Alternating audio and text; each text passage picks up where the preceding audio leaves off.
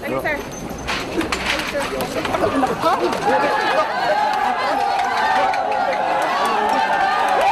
Ayaw! Ayaw! Ayaw! Ayaw! Ayaw!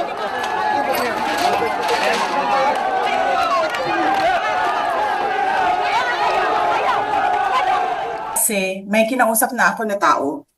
Sinabi ko sa kanya, kapag pinatay ako, patayin mo si BBM, si Lisa Araneta, at si Martin Romales. No joke. No joke. Nagbilin na ako, ma'am. Pag namatay ako, sabi ko, huwag ka tumigil hanggang hindi mo mapatay sila. And then he said yes.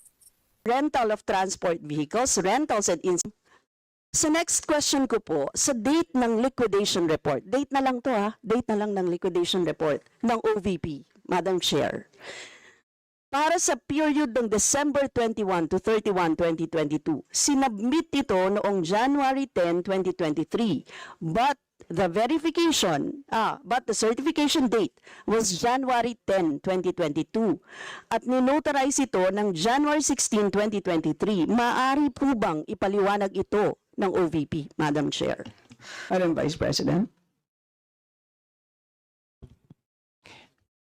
Madam Chair, I will forgo the opportunity to defend the OVP 2025 budget proposal by question and answer. I will leave it to the House of Representatives to decide on the 2025 budget.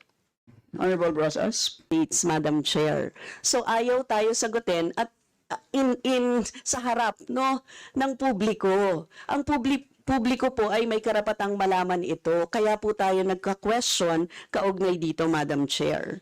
This is about transparency and accountability, and it doesn't exempt the office of the Vice President, Madam Chair? Madam Chair. Yes, Madam Vice President. She may not like my answer. She may not like how I answer. She may not like the content of my answer. But I am answering.